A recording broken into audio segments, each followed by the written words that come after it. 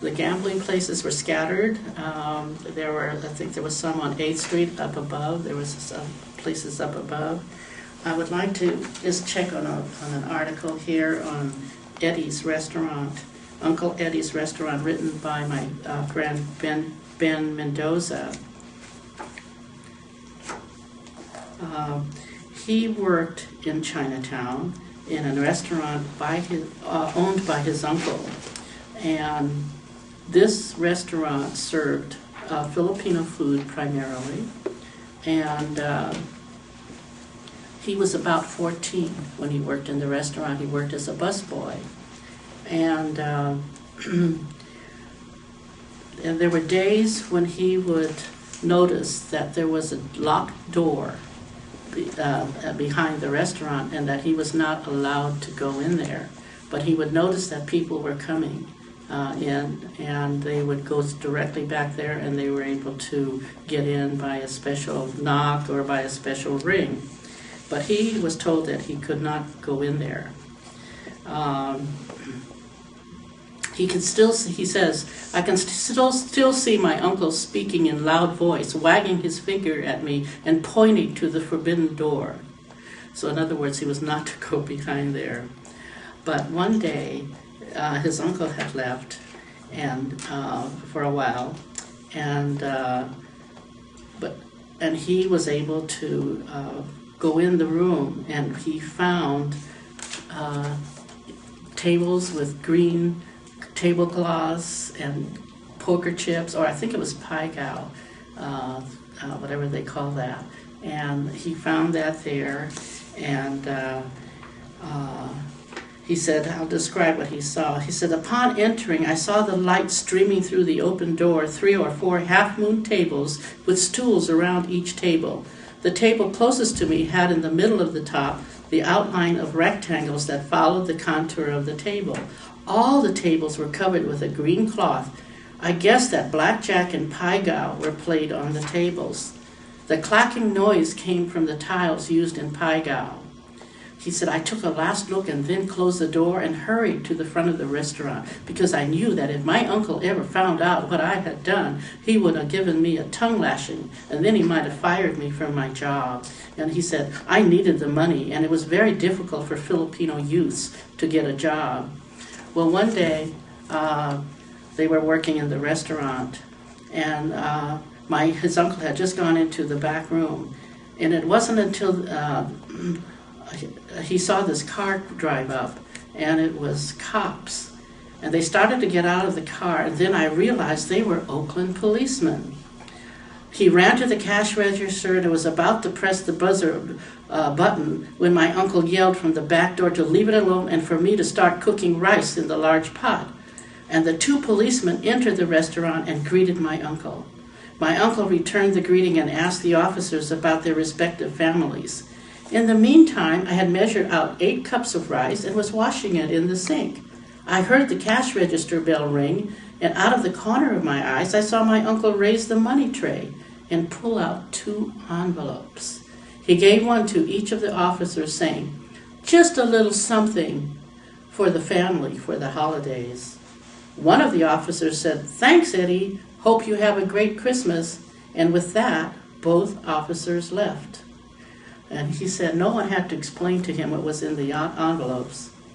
And what I wanted to know and did not dare ask my uncle was how much was in the envelope. At any rate, they paid off the cops in order for them to gamble. And Ben said he saw these cops later as he was growing up, and especially in front of the restaurant or just driving around Chinatown. And one day he said, I heard the police car stopped in front of the restaurant, and 6 police officers got out of the police cars and entered the restaurant. And from my vantage point, less than a block from the restaurant, I heard loud voices and noises that sounded like furniture being roughly moved. A few people walked by and peered into the restaurant window, but most just kept walking, seemingly oblivious to what was happening. And then he saw his uncle exit the front door, and on the sidewalk, my uncle and the police continued their conversation. My uncle was left standing in front of the restaurant speaking to passerbys. I waited another 5 minutes and returned to the restaurant. My uncle was wiping down the counter, and all he said to me was, "Put away the groceries and get ready for the evening customers." He never mentioned the incident that I had just witnessed. Many years later, I learned that I had witnessed a routine police raid. So, anyway, this was nothing illegal.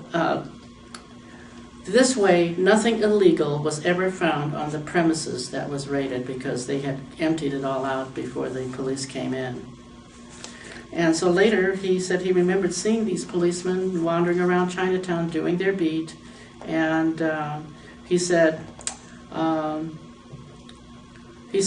I watched the police cruise down 8th Street, I shook my head and said to myself that it was probably better to let sleeping dogs lie. I'll leave it to the dispassionate historian to chronicle the Oakland that I knew in the late 1940s. In other words, he wondered if he was going to, ever tell on them about the illegal gambling, and he decided to let that lie. Yes, there was, and I remember some of the places where my family went to play what they called the lottery. It's like Keno today, where they had a sheet of paper that had numbers on it in Chinese. And you take you take a special brush, like a calligraphy brush, and you dip it in ink, and you mark these numbers. And then they would come out, when the time came, they would come out with a piece of paper with holes, and you place it over the piece that you've marked.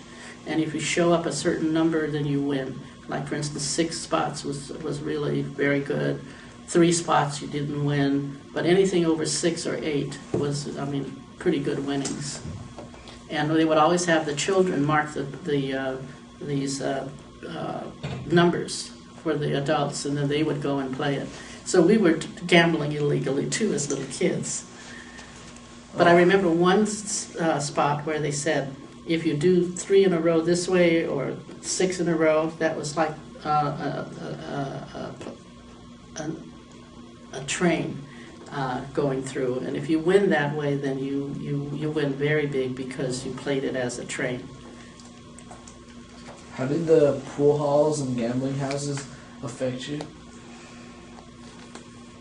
In one way, and that is that when we would come to Chinatown, we would have to wait for our elders to play the games, and we would have to wait in the car, or my grandmother would take us walking around Chinatown, and we would have to, spend more time waiting. So that was how it really affected me, was the waiting for them for the numbers to come out, or waiting for them to play their special pai gow. But most of the time they didn't take us. Now, when my grandmother was working in the shipyards, and she would work at night, she had the night shift, and my uncle would take care of us in the evening. And so after dinner, he would take us to a movie, and he would come to Chinatown and play. He would gamble. Did you like going to the gambling halls? I couldn't go into the gambling halls. That was just restricted to adults. I would just see him go in, but we couldn't go in.